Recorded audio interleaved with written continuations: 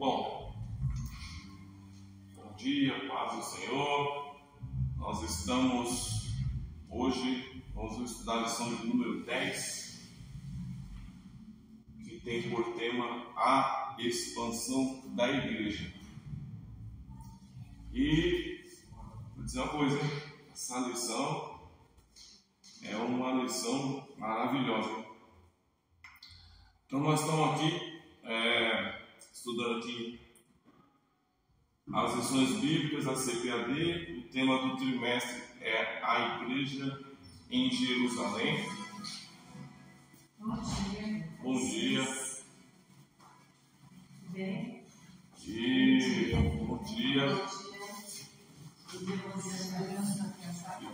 Esse estudo, ele é um estudo muito especial, graças a Deus, onde a gente tem aprendido sobre como era essa igreja primitiva lá em Jerusalém, né? O modelo que ela fornece para nós, para a gente também ser uma igreja assim, uma igreja que adora, que ama e que obedece a Deus, movida pela graça e pelo amor de Deus. Então, nós vimos e nós estudamos nas lições as outras lições passadas aqui, os problemas que essa igreja, que a gente chama ela de igreja primitiva, ela enfrentou, e nós como igreja, pelo fato de sermos igreja de Cristo, nós podemos enfrentar também.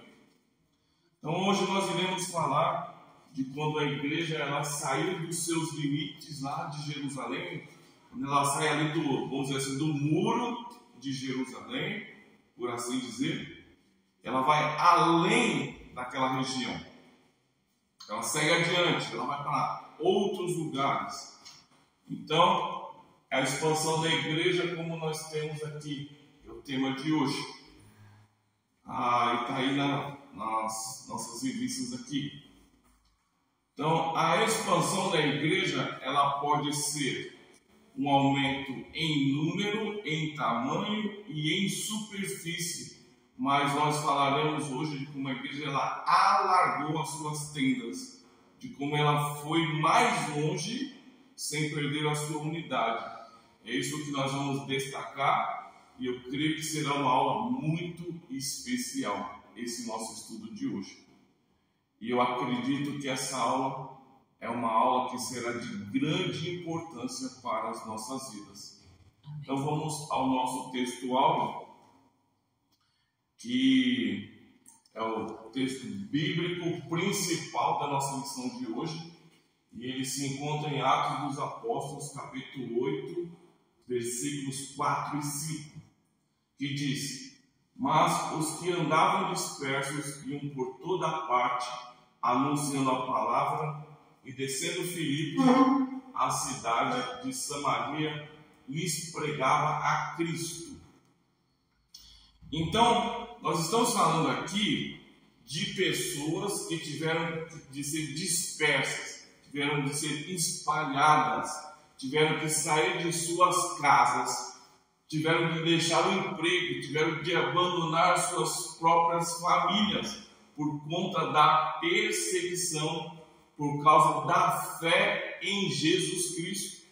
Então eles saíram, mas a gente sabe que crente, quando sai, ele sai levando a palavra de Deus.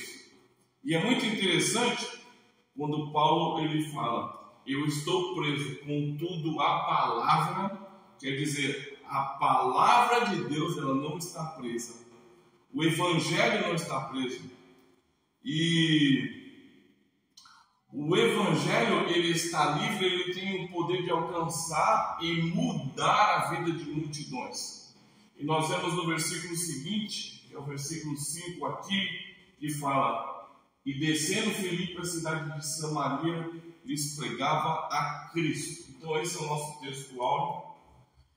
A nossa verdade prática de hoje diz assim: a igreja só crescerá quando ultrapassar seus próprios limites e levar a mensagem de Cristo para além de suas paredes. Então, olha só que frase importante aqui. E presta atenção.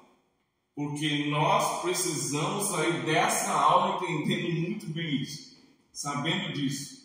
A igreja, ela só vai crescer de verdade. Quer dizer, nós como igreja só iremos crescer de verdade quando nós rompermos os nossos limites, quando nós deixarmos de permanecermos confortáveis na nossa zona de conforto, somente aqui no nosso lugar costumeiro, e começarmos a levar a mensagem de Cristo para fora. Quer dizer, ir além das nossas quatro paredes aqui, da nossa igreja. E é disso que nós vamos falar nessa lição de hoje. E nós veremos que a igreja de Jerusalém, ela se expandiu. E vamos ver como ela cresceu de forma maravilhosa aqui. Eu anotei uns objetivos, que está na própria revista. Os objetivos da nossa lição são apresentar como a perseguição contribuiu para a expansão da igreja primitiva. 2. Destacar a centralidade de Cristo e da palavra de Deus no ministério e na evangelização da primeira igreja. 3. Explicar o papel da igreja em apoiar e discipular os novos convertidos. Nós vamos cumprir esses objetivos observando os pontos e os subpontos que estão aqui na própria lição. Bom, então agora nós vamos para a nossa leitura bíblica em classe, e ela se encontra em Atos, capítulo 8, dos versículos de 1 a 8, e os versículos de 12 a 15 também no capítulo 8. Então, Atos, capítulo 8, versículo 1, fala assim: e também Saulo consentiu na morte dele. Então, só destacando aqui, e lembrar um pouco, nós estamos na continuação da aula da semana passada. Nós falamos aqui semana passada sobre Estevão. Nós vimos no capítulo 7 de Atos, que o capítulo 7 ele termina com a morte, o apedrejamento e o martírio de Estevão. Então, continuando aqui, e fez-se naquele dia uma grande perseguição. Um detalhe aqui que eu falei. E também Saulo consentiu. Estevão foi martirizado, foi morto. E aqui fala que Saulo, que a gente conhece como Paulo, consentiu na morte de Estevão. O próprio Saulo estava lá e ele foi cúmplice, consentindo com a morte do Estevão. E fez naquele dia, quer dizer, depois que Estevão morreu, uma grande perseguição contra a igreja que estava em Jerusalém.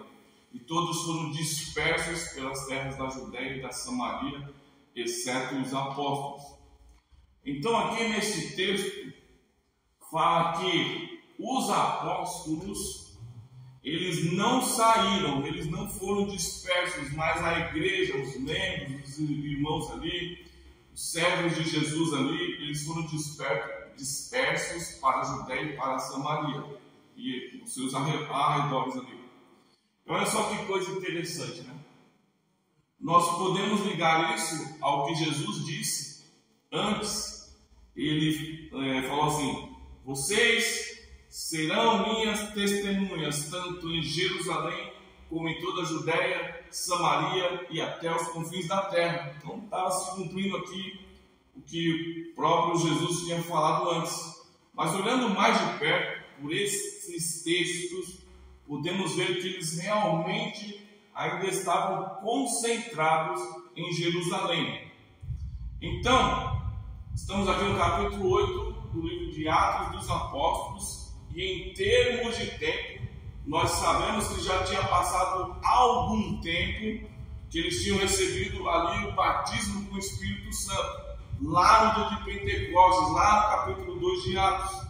Segundo a ordem de Jesus, que eles deveriam permanecer, ficar em Jerusalém até que recebessem poder do alto, até que recebessem um revestimento de poder pelo Espírito Santo. Quer dizer, até que. Mas por algum motivo eles parece que esqueceram desse até que. E eles, mesmo depois de terem recebido a unção, o poder do Espírito Santo, eles não saíram, eles permaneceram em Jerusalém. Falou, vocês vão ficar em Jerusalém até que receberam a virtude, mas continuaram, não saíram. E o texto diz então que houve uma tão grande perseguição que todos eles ali não tiveram mais o que fazer e tiveram que sair dali por causa da perseguição. Então, por causa da perseguição, foi que eles saíram de Jerusalém, com exceção dos apóstolos aqui. Os apóstolos eles ficaram. Não que os apóstolos eles não tivessem sido perseguidos, né? Porque eles foram sim. A gente vê lá no começo de Atos, Pedro e João tendo sido presos. Quer dizer, todos ali sendo servos de Jesus, todos estavam sendo perseguidos. Mas o fato é que os apóstolos, mesmo com a perseguição, eles permaneceram em Jerusalém, eles não saíram. E vamos falar um pouco sobre isso mais daqui a pouco. Sobre isso. O versículo 2 diz: e uns varões piedosos foram enterrar Estevão e fizeram sobre ele grande pranto. Quer dizer, eles prantearam, eles choraram ali no sepultamento do Estevão. Quer dizer, houve um tempo de luto ali, e vamos falar também mais sobre isso. Versículo 3: e Saulo assolava a igreja. Quer dizer, a perseguição começou de uma forma tão severa que fez que obrigou os irmãos ali a correrem, a abandonarem suas propriedades, abandonarem os lugares ali onde eles habitavam. E o Saulo, que como já falei, e depois ia ser conhecido como Paulo, e diz que esse Saulo, ele assolava a igreja, entrando na casa, quer dizer, e arrastando as pessoas para colocar elas na prisão, os cristãos, os crentes em Jesus, homens e mulheres, os encerrava na prisão. Olha só que ponto chegou a perseguição contra a igreja nesse tempo aqui. E olha que o Saulo, ele achava que ele estava prestando um serviço a Deus, que ele estava servindo a Deus. E isso cumpre o que o próprio Jesus disse aos seus discípulos: olha, chegará o tempo em que perseguirão vocês, matarão alguns de vocês, colocarão alguns de vocês na prisão, pensando com isso estarem servindo a Deus. E Saulo realmente ele acreditava que ele estava ali sendo zeloso, que ele estava servindo a Deus, que ele estava mantendo a religião judaica pura, não permitindo que os hereges do caminho, né, ali entre aspas, como eram ser chamados os cristãos naquele momento, que eles continuassem livres falando de Jesus, continuando espalhando essa heresia sobre Jesus ser o Messias, e que eles prosperassem nisso, que eles tivessem sucesso nisso. Aí no versículo 4, após a gente ver o Saulo perseguindo e arrastando homens e mulheres, nós lemos: mas os que andavam dispersos iam por toda parte anunciando a palavra. Então a perseguição, ela fez com que os que estavam em Jerusalém fossem para Samaria e para a Judéia. Mas enquanto eles iam, eles pregavam, eles anunciavam a palavra, eles anunciavam o Evangelho de Jesus, mesmo em meio a toda a perseguição que estavam vivendo. E esse detalhe é um detalhe muito lindo, é um detalhe tremendo, é um detalhe maravilhoso. Olha só a fé, olha só a certeza de fé que esse povo tinha. E isso é algo que não dá para segurar. Quando se tem uma fé assim, quando se tem uma certeza de fé assim, isso é algo que não dá para segurar. O crente mesmo, o crente que é de verdade, o crente que é cheio do Espírito Santo, ele não consegue conter uma boa nova, uma boa notícia como essa. A palavra, quer dizer, a boa nova de salvação, que é o Evangelho, isso é algo que nos move e que deve nos mover. Como que nós podemos guardar conosco uma boa notícia tão maravilhosa, tão gloriosa, tão grandiosa de salvação. Como que nós não vamos anunciar para as pessoas isso? Então Jesus, ele quer salvar nosso irmão, nosso pai, nosso parente, nosso vizinho, aquele homem, aquela senhora ali, vizinha nossa, que estão perdidos sem salvação, sem esperança de salvação. E nós, crentes em Jesus, que recebemos a salvação por meio de Jesus, nós sabemos como é a salvação. Nós sabemos o que precisa ser feito para que alguém seja salvo, para escapar da perdição, da condenação ao inferno. Nós vamos nos calar, vendo as pessoas indo a passos largos para o inferno. Nós não podemos nos calar. Isso não acontece com quem realmente conhece a Jesus, com quem realmente anda com Jesus de verdade. Versículo 5. Voltando aqui, o 5 aqui. E descendo Filipe, a cidade de Samaria, lhes pregava a Cristo. Aí o versículo 6 fala: e as multidões unanimemente prestavam atenção ao que Filipe dizia, porque ouviam e viam os sinais que ele fazia. Então, por que as multidões elas prestavam atenção ao que Filipe dizia? Então aqui o versículo já fala por que elas prestavam atenção. Porque elas ouviam e viam os sinais que ele fazia. Ou seja, Filipe estava ali falando, Filipe estava ali pregando sobre Cristo para eles, para as multidões ali, mas não era uma pregação apenas meramente intelectual, era uma pregação com poder, revestida e confirmada com poder. E aqui nós podemos lembrar das palavras de Paulo, que Paulo disse: eu não fui até vocês com palavras persuasivas de sabedoria humana, mas em demonstração de espírito e de poder. Eu não fui até vocês para vocês dizer: nossa, ele falou bonito, nossa, como ele falou bem. Não, eu fui até vocês com unção, com demonstração de espírito e de poder. Porque quando Filipe falava, eles não só ouviam o que Filipe falava, mas eles viam os sinais e as maravilhas que eram operadas por meio da vida de Filipe.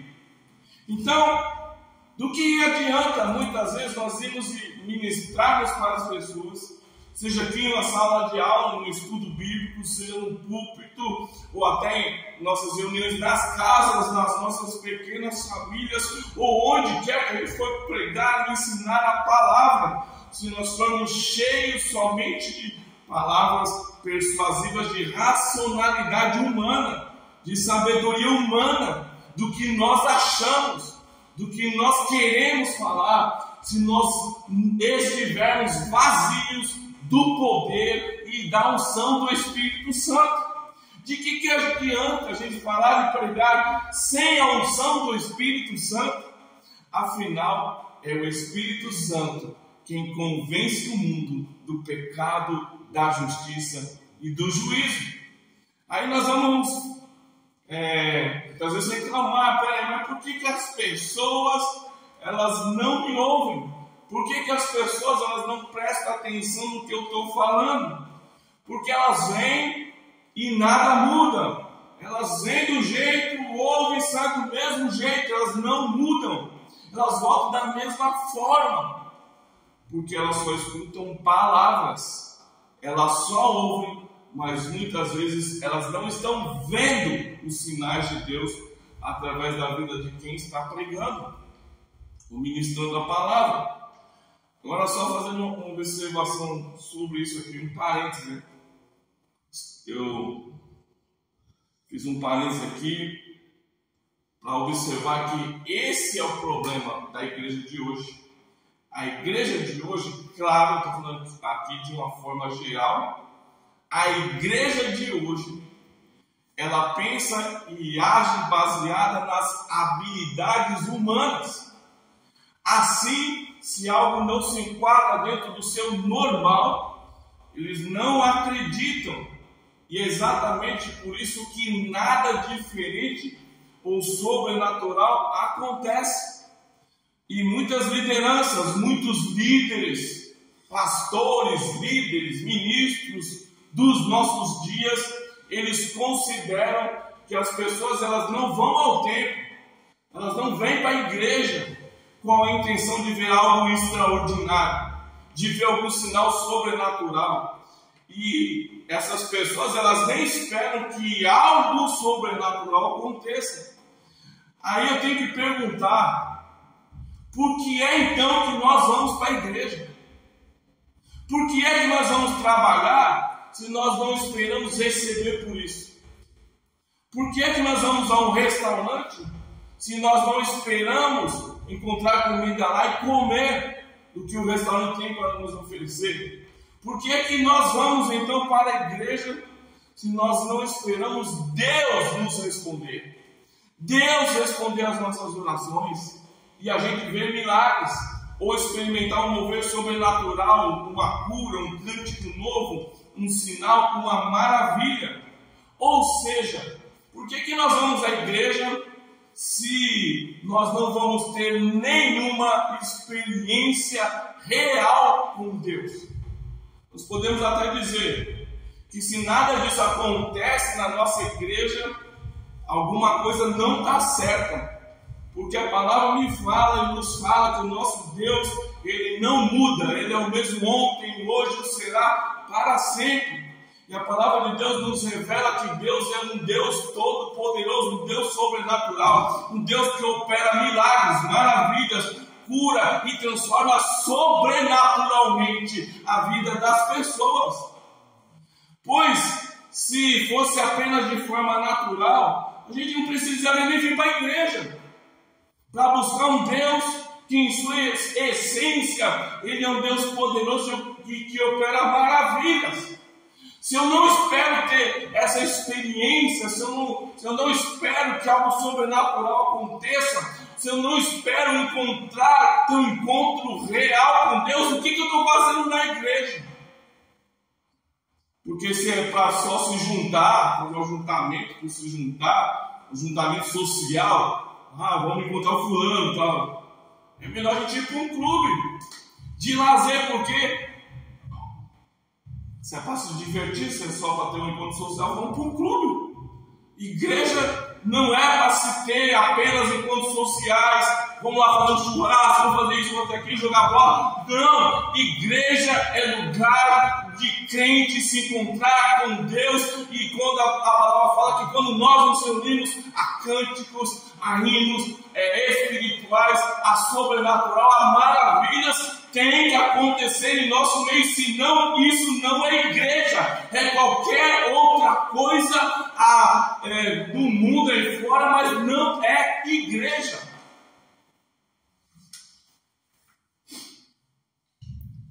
Se a gente não for para a igreja para vermos Deus se movendo no nosso meio, por que nós estamos aqui? Não é? Vocês desculpem, mas é só uma observação, parênteses na nossa lição. Mas vamos continuar. Versículo 7. Pois que os espíritos imundos saíram de muitos dos que os tinham, clamando em alta voz, muitos paralíticos e coxos eram curados. No versículo 8. E havia grande alegria naquela cidade.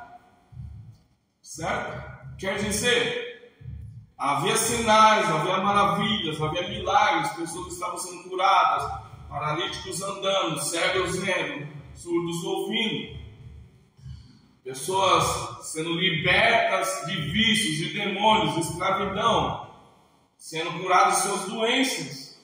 Isso chamava a atenção e gerava admiração por parte das pessoas. As pessoas falam, ele está falando, mas não é da boca para fora. Os paralíticos estão andando, os cegos estão vendo. Deus realmente está nesse lugar. Esse Deus que ele está falando é verdadeiro. Não é só da boca para fora. E quando o milagre chamava a atenção das pessoas, Filipe pregava para eles o quê? Pregava Cristo. Olha só, quem fez esse milagre foi Cristo. Quer dizer, a essência da mensagem de Filipe era Cristo, um Cristo vivo que operava sinais e maravilhas, alguém real e poderoso. Glória a Deus. No versículo 12, aí ele já pula do 8 para o 12, né? Pulando um trecho aqui, ele fala: mas como crescem em Filipe, que lhes pregava acerca do reino de Deus e do nome de Jesus Cristo, se batizavam tanto homens como mulheres. Então, por causa deles irem que o Deus que Filipe pregava era um Deus real, era um Deus que se manifestava, era um Deus que agia, as pessoas se decidiam por Jesus, porque elas entenderam o Evangelho e declaravam que queriam receber a Cristo, que eles aceitavam o sacrifício de Cristo, que eles se arrependiam, que eles se convertiam e que eles queriam se batizar, mostrando que ali ao se batizar eles estavam morrendo para a velha vida e ressuscitando com Cristo para uma nova vida em Cristo. Aí no versículo 13 fala: e creu o próprio Simão. Simão era um mago ali, né? Ele creu e sendo batizado ficou de contínuo com Filipe. E vendo os sinais e as grandes maravilhas que se faziam, ele estava atônito. Esse mago aqui, acostumado a mexer com magia, esse mago estava atônito com as operações que eram feitas de Deus através da vida de Filipe. Aí no versículo 14, os apóstolos, pois, ali que estavam em Jerusalém, ouvindo que Samaria recebera a palavra de Deus, enviaram para lá Pedro e João. Olha só que coisa, hein? Aí no versículo 15, os quais, tendo descido, oraram por eles para que recebessem o Espírito Santo. A palavra-chave do nosso estudo de hoje, da nossa lição, é evangelização. Então vamos correr aqui para a introdução da nossa lição. Fazendo um link aqui, fazendo uma ligação com a lição da semana passada, que nós falamos sobre Estevão, que foi um dos primeiros diáconos, um daqueles primeiros diáconos, daqueles 7 escolhidos para servir à mesa. Nós vemos que ele serviu, ele pregou, e pelo poder de Deus ele realizou milagres. Muitos o ouviram, mas outros debateram, não aceitaram e mataram o Estevão. Após a morte de Estevão, houve uma grande perseguição. Ou seja, nós podemos ver aqui que já havia uma perseguição antes, mas ela se intensificou após a morte de Estevão, ficou mais forte. E por causa disso, muitos foram dispersos. E o Filipe, ele foi para Samaria. Agora, só esclarecendo aqui, esse Filipe aqui, ele não é o apóstolo Filipe, é um daqueles 12 primeiros discípulos de Jesus. Esse Filipe aqui é Filipe o diácono, um dos 7 que foram escolhidos para serem diáconos, para servir as mesas. Ali no capítulo 6 foi feita a escolha dos diáconos. Nós já estudamos sobre isso. Inclusive quem deu essa aula foi a Elisângela, né, Lelê? Ela ministrou aqui. Então, como Estevão, nós vemos que Filipe também foi um homem cheio do Espírito Santo, cheio de sabedoria e um homem de boa reputação. E ele foi pregar a palavra de Deus para quem? Para os samaritanos. E nós já sabemos que os judeus e os samaritanos, eles não se davam bem. Havia barreiras ali entre eles, né? Eles não se davam. E muitos comentaristas, eles dizem que provavelmente Filipe era um judeu helenista, alguém que falava a língua grega, e talvez ele tivesse vivido fora da Judéia, mas o importante é que ele pregava em Samaria com poder e sabedoria, falando de Jesus. Nós estudaremos então como a igreja foi dispersa por causa dessa grande perseguição, como ela ultrapassou os limites ali de Jerusalém e foi para a Judéia e Samaria. Aqui no mapa, vocês podem ver, para vocês terem uma visão melhor aqui, Jerusalém ficava no centro de tudo aqui, ó. Aí, eles saíram de Jerusalém, foram para a Judéia, Samaria e para as demais regiões. Foram indo, né? Esses cristãos que estavam concentrados aqui em Jerusalém, eles tiveram que sair por conta da perseguição, que começou com a morte de Estevão. Em Atos 1:8, que nós já lemos, falar de novo: recebereis a virtude, o poder do Espírito Santo que há de vir sobre vós, e sereis testemunhas tanto em Jerusalém, Judéia, Samaria e até os confins da terra.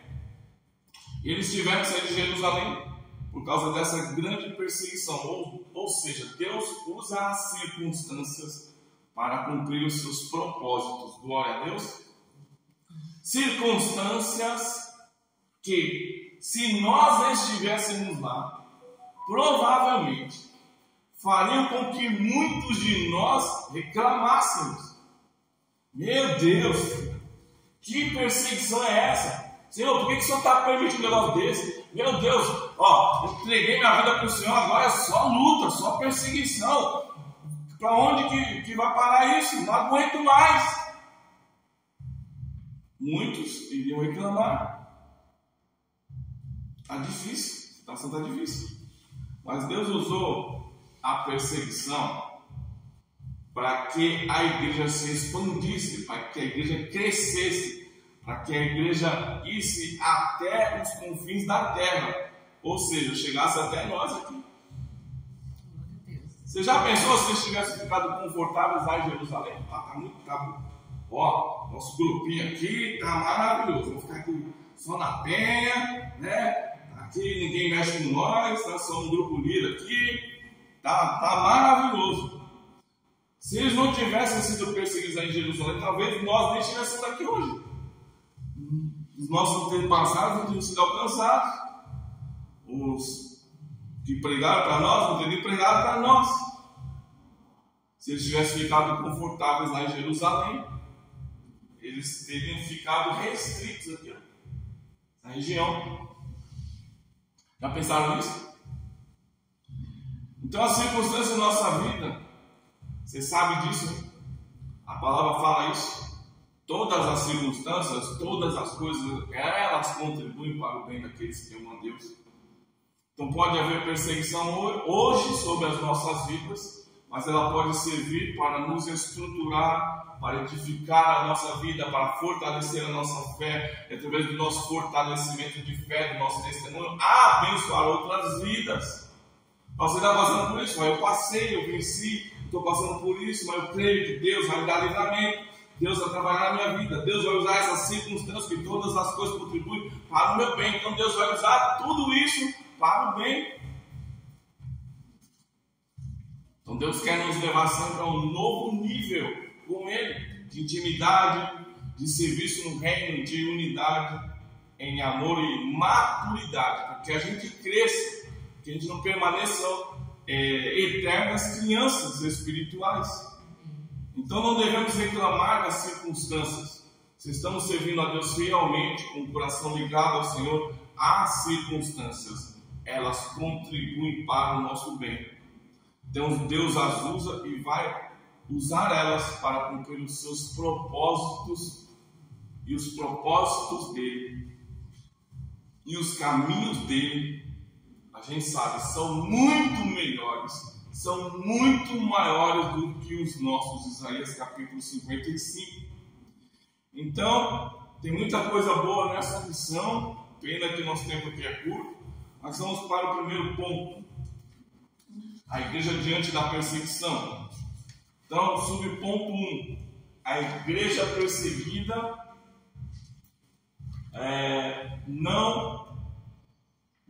a igreja perseguida, mas ela não foi fragmentada. Então, embora pressionada, a igreja aqui ela não se dividiu. Fragmentar é quebrar, espalhar em pedaços, desunir. Os cristãos ali foram dispersos conforme Atos 8:1. E o comentarista aqui da nossa lição, o pastor José Gonçalves, ele observa que os capítulos 4 e 5 de Atos dos Apóstolos eles mostram a perseguição mais focada nos apóstolos. E nós vemos que eles ficaram em Jerusalém, os apóstolos, certo? Porque a igreja ali, ela estava sofrendo pressão, estava sofrendo ataque. Então a igreja precisava dos apóstolos, precisava da instrução e da orientação dos apóstolos. E muita gente pergunta, mas por que que eles não foram? Por que que os apóstolos, eles não saíram de Jerusalém? E não é porque eles não eram perseguidos, né? Pelo contrário, a perseguição começou com eles. A perseguição começou com os apóstolos. Foi contra eles, né? Mas a coragem e a ousadia que eles tinham os manteve no centro da perseguição. Dentro da perseguição. Vem a perseguição, não, eu não vou sair daqui. Porque tem gente aqui que precisa de mim. Tem gente aqui que ainda precisa ouvir a palavra. Então, mesmo eu sendo perseguido, eu posso ser preso, eu posso ser morto, mas eu não vou sair daqui. Vou permanecer em Jerusalém. Então, eles permanecendo lá, mesmo com a perseguição, perseverando na fé e ajudando os irmãos, a igreja estava lá e estava precisando do apoio e da orientação deles ali. E qualquer necessidade ou orientação, se recorria a quem? Aos apóstolos lá em Jerusalém. Ou seja, eles estavam em prontidão ali para servir a igreja, para servir e atender os irmãos ali. Daquele momento em diante, a perseguição ela aumentaria, ela se intensificaria, ela alcançaria todos os crentes, todos os que confessavam Jesus como Senhor e Salvador estavam então ali agora sendo perseguidos, todos. Ainda assim, a igreja não se organizou, nem se desuniu, não foi fragmentada, desestruturada, não enfraqueceu. Não, mas ela continuou firme, unida e cumprindo sua missão, mesmo com toda a perseguição que eles estavam sofrendo. Glória a Deus. Tem uma frase do autor Orlando Boyer, no livro Espada Cortante, que diz o seguinte: muito grande foi a multidão que, abandonando seus lares, no lugar onde se converteram, fugiu de Jerusalém por toda parte. A gente pode ver que ali em Atos, depois de mencionar 3.000 novos membros, Atos 2,41, e 5.000 em Atos 4,4, de pessoas que entregaram suas vidas para Jesus. Aí em Atos 5,14 diz que esse número já era grande, né? 3.000, depois mais 5.000, esse número crescia cada vez mais. No capítulo 6, 7 diz que ainda se multiplicava muito. Então era uma multidão em pouco tempo, que saiu lá de 120 no cenáculo, e daqui a pouco já estava uma multidão muito grande de gente entregando vida para Jesus. Então podemos dizer que com a perseguição, a igreja ela perdeu a visão da Jerusalém terrestre, dessa terra aqui, e passou a olhar mais para a Jerusalém celestial. Isso mostra que a igreja ela não está unida por geografia, mas ela está unida por Cristo. Cristo é o cabeça da igreja. Podem tentar fechar templos, podem fechar templos, essas construções aqui, mas a igreja, o corpo vivo de Cristo não fecha. Podem maltratar, podem perseguir, podem caluniar. Quanto mais perseguida, mais a igreja verdadeira cresce. Nós vemos isso em estatísticas missionárias. Por exemplo, na China, a igreja cresce extraordinariamente, mesmo sendo uma igreja perseguida e subterrânea. Eles fazem reuniões por baixo da terra. E a igreja que cresce extraordinariamente e escondida por causa da perseguição na China, comunista. Glória a Deus. Subponto 2, a igreja em luto. A narrativa de Lucas, aqui em Atos dos Apóstolos, diz que uns varões piedosos sepultaram Estevão e fizeram sobre ele grande pranto. Atos 8:2. Lamento, choro, luto. Nós não sabemos com certeza quem eram esses varões, homens piedosos.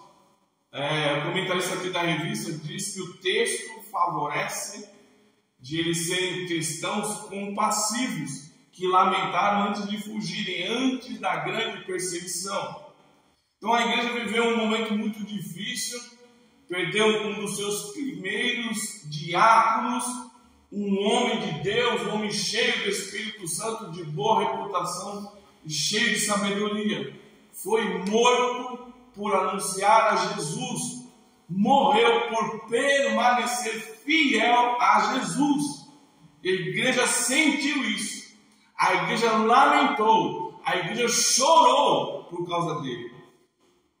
Aí no subponto 3, aqui nós podemos dizer que a igreja, ela estava em luto, mas não desesperada. Sim, ela pranteou, sim, ela chorou, lágrimas foram derramadas, mas a igreja não se desesperou, nem ficou paralisada. Eles não retrocederam, eles não desistiram da fé, pelo contrário, mesmo com um de seus membros tendo sido morto, eles não se calaram, continuaram a sua missão e com mais força, com mais ousadia ainda, e seguiram alcançando lugares antes ainda, que ainda não tinham sido alcançados antes. A perseguição gerou um avanço extraordinário no testemunho de Cristo e em outros lugares, para fora de Jerusalém. Aí nós temos o resumo aqui desse primeiro ponto. Mesmo perseguida e dispersa, a igreja permaneceu unida, firme e atuante na fé. Aí vamos para o nosso ponto 2, a igreja que evangeliza. Primeiro subponto, a evangelização centrada na palavra. Em Atos capítulo 8, versículo 4, nós vemos que os que andavam dispersos, eles iam por toda parte anunciando a palavra. A igreja primitiva, essa igreja que, lá do início, ela era movida pelo poder do Espírito Santo para levar a mensagem de Jesus adiante. E essa mensagem era uma mensagem com poder e centrada na palavra de Deus. Os cristãos sendo espalhados, eles não paravam de anunciar a boa nova da salvação em Cristo. Essa fidelidade à mensagem do reino resultou em muitas conversões, milagres e libertações. E aqui nos cabe então fazer uma observação. Nós não precisamos e não devemos inventar mensagens que servem para massagear o ego das pessoas. Nós devemos pregar a palavra de Deus, que é a palavra que salva, que cura, que liberta e que transforma vidas. Ou seja, aqui no primeiro subponto, temos a evangelização centrada na palavra. E no segundo subponto, nós temos a evangelização centrada em Cristo. E, obviamente, a palavra, o verbo é Cristo. Então, a mensagem, toda a mensagem, toda a nossa mensagem deve estar sempre focada em Cristo. E o versículo 5 de Atos 8 diz que Felipe lhes pregava a Cristo. Então ele desceu a Samaria e pregava a Cristo. Isso é algo maravilhoso. Ele não estava ali pregando costumes judaicos, ele não estava pregando outras coisas, vamos dizer assim, estavam em alta na época dele. Está em alta, esse assunto aqui está em alta, vamos falar sobre esse assunto, está em alta, vamos falar, né? Não, ele falava sobre Cristo, o mesmo Cristo que Estevão pregou, anunciou e foi morto. Então vemos que mesmo após a morte de Estevão, Filipe não tinha medo, mas ele tinha a ousadia do Espírito Santo. E aqui vai um recado para nós que assumimos algum tipo de liderança em nossas igrejas. Se como líderes quisermos ter um ministério bem sucedido, precisamos ter o nosso ministério sempre focado em Cristo Jesus. Não em ideias da moda, não em invenções humanas, métodos, eles existem muitos. Mas nós ficarmos ali preocupados em inventar métodos e estratégias humanas e esquecemos que o principal foco do nosso trabalho, do nosso serviço no reino deve ser Cristo, deve ser anunciar a Cristo. Então estaremos perdendo o foco que é mais importante.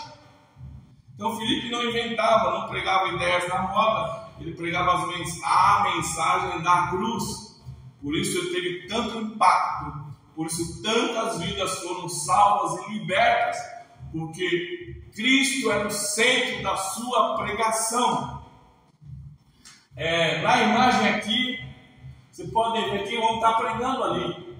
E o que está no balão de fala dele é Cristo. O conteúdo ali da sua fala é Cristo. Então, resumindo, a mensagem nossa tem que ser Cristo. Precisamos atentar para o fato de que nós não devemos colocar a nossa confiança em estratégias humanas. Se quando nós tivermos a oportunidade, nós formos pregar ou formos ensinar as pessoas, a gente for pregar ou ensinar buscando massagear o ego humano, como dizem por aí, a gente pode até ser bem recebido em muitas igrejas. Nossa, eu gostei do que ele fala. O que ele falou está me agradando, hein? Né? Ele não confronta a gente, não fala para se arrepender, para largar o nosso pecado. Gostei desse cara aí. Faz a gente rir, é divertido, esse cara é legal, né? Mas aí eu preciso perguntar: a quem nós queremos agradar? A Deus ou aos homens? Nós temos que sempre estar buscando, estar conectados com Deus, pedindo discernimento, pois no nosso desejo de agradar aos homens, nós podemos estar desagradando a Deus, porque nós não estamos falando o que Ele quer que a gente fale. Por isso a importância de uma vida de intimidade verdadeira com Deus, para que a gente não fale apenas o que as pessoas querem ouvir, mas o que as pessoas precisam ouvir, principalmente. Mas para que a gente fale o que elas precisam ouvir e não também o que a gente quer falar, nós precisamos primeiro consultar Deus. No nosso lugar secreto tem oração, intimidade com Deus, buscar dele. Deus, o que o Senhor quer que eu fale? Eu não quero falar o que eu quero que o Senhor me dê orientação. O que o Senhor quer que eu fale? Senão a gente vai estar falando dentro da nossa racionalidade humana, vamos ficar buscando palavras persuasivas de sabedoria humana e não em demonstração de espírito de poder, como já falamos aqui hoje. Então, olha, eu sou servo de Cristo e eu creio que vocês também, amém? E se nós somos servos de Cristo, nós estamos alistados no exército dele. E devemos querer sempre agradar aquele que nos alistou no seu exército. Devemos sempre querer agradar ao nosso Senhor. Quer dizer, nós somos servos, Ele é o Senhor. Não é eu que mando, é Ele. Né? Então, para agradá-lo, para saber o que Ele quer, eu preciso buscar Ele. Preciso buscar dele o que Ele quer. Para que a gente possa receber dele, possa pregar e ensinar o que Ele quer que nós preguemos e ensinar o que Ele quer que nós ensinemos. Amém? Ide por todo mundo pregar o meu evangelho. Jesus falando. O meu evangelho. É o evangelho de Jesus que liberta as pessoas, que cura e que salva. Ide por todo mundo pregar o meu evangelho e ensinar a toda criatura. Mas ensinar o quê? Jesus disse: ensinando-os a guardar todas as coisas que eu vos tenho mandado. Ou seja, pregar o que Cristo nos ensinou. Essa é a mensagem de salvação. Essa é a mensagem da cruz que transforma vidas, que traz cura, libertação e salvação. Portanto, devemos priorizar nossa ação no poder e na unção do Espírito, alinhados na palavra, no poder da sua palavra. Tá bom?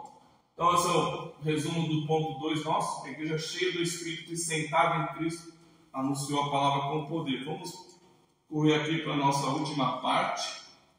Ponto 3, a igreja que dá suporte à evangelização. Subponto 1, suporte da igreja. Aqui no ponto 3, fala da igreja que apoia, que dá suporte à evangelização. Os apóstolos que estavam lá em Jerusalém, eles ouviram que Samaria recebeu a palavra de Deus e eles enviaram para lá Pedro e João. Porque às vezes não ficaram parados lá em Jerusalém, mas eles se moveram para apoiar, para ir, para investigar, para ajudar esses irmãos que saíram.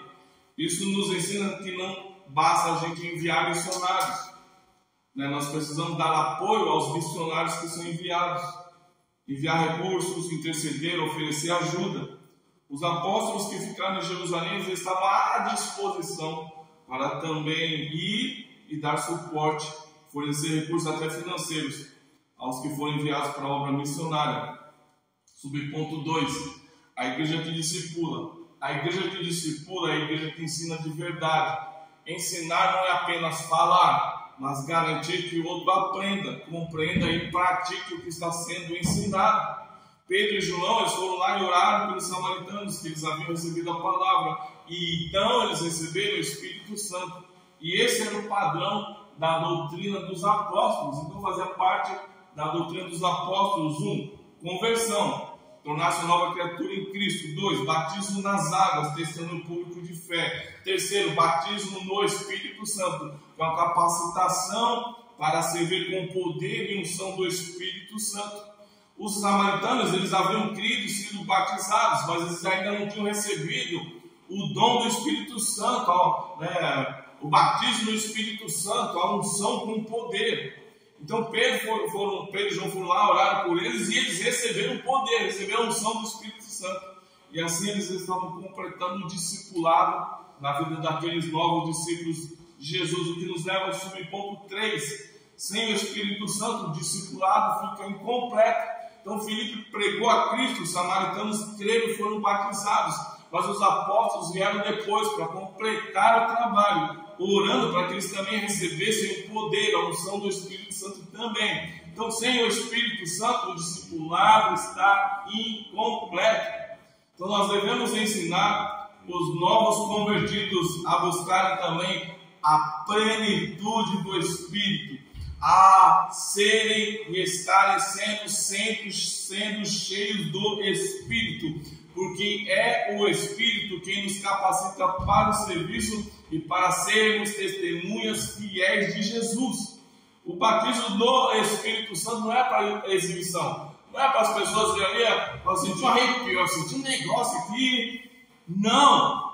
Unção, o poder do Espírito Santo é para que a gente possa servir melhor a Deus e ao seu reino, para que a gente possa ser verdadeira testemunha de Jesus, revestidas com o poder e a autoridade do alto, e recebereis poder ao descer sobre vós o Espírito Santo. Aí vocês serão minhas testemunhas. Então, para sermos verdadeiras testemunhas de Jesus, precisamos receber poder e unção do Espírito Santo. Simples assim, amém? Amém. Então, terminei a parte 3. A igreja de Jerusalém, que é o resumo, discipulou os novos convertidos, mostrando que sem o Espírito Santo não há discipulado completo. Então, para concluir a nossa lição, nós vimos que o Evangelho ele se espalhou rapidamente após a perseguição contra a igreja. E sua mensagem tem um foco claro: a palavra de Deus e a cruz de Cristo. Sem Cristo e sem a Bíblia não há evangelho, não há transformação.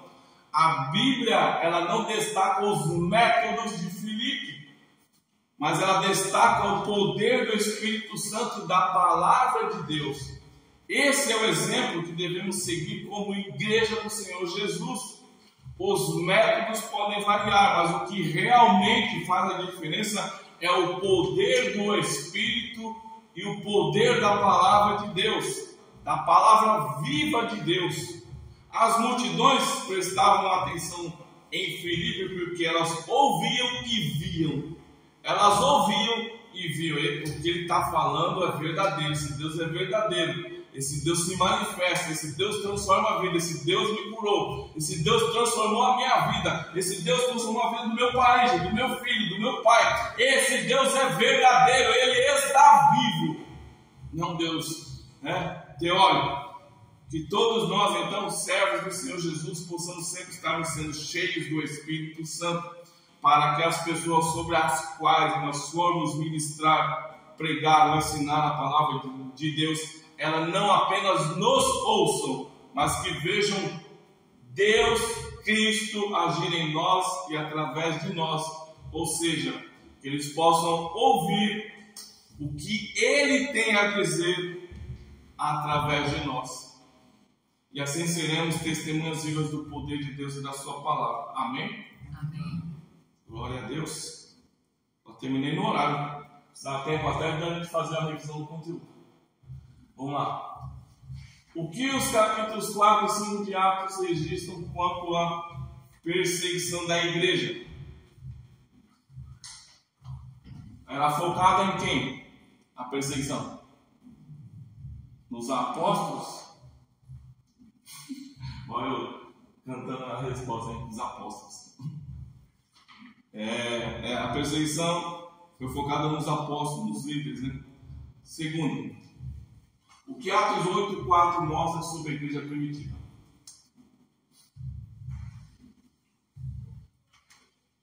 E agora? Quem sabe? A igreja primitiva, ela era movida pelo poder do Espírito, ou seja, era uma igreja cheia da presença de Deus, porque somente uma igreja sendo cheia do Espírito, ela pode levar com eficácia a mensagem da cruz.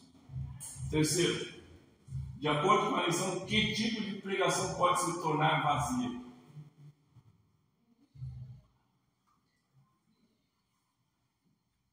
Mas você não aprendeu nada hoje? Não tem o Espírito Santo, que a pessoa fala por si mesma. É isso? Também. A resposta aqui da igreja é assim: a pregação que não tem a cruz de Cristo como base pode se tornar vazia aqui sem o poder transformador, o poder do Espírito Santo. 4. Vamos lá. O que Atos 8:14 mostra sobre a igreja em Jerusalém? A igreja em Jerusalém, as pessoas foram dispersas, aí o pessoal ficou em Jerusalém. O que os apóstolos contribuem para quem sai? Mostra que a igreja em Jerusalém dava suporte ao trabalho missionário enviado Pedro e João para fortalecer os novos convertidos fora, lá em Samaria. E por último, o que está incompleto sem o recebimento do Espírito Santo? O que está incompleto? Está na lição. O discipulado cristão. Amém. Pode ir.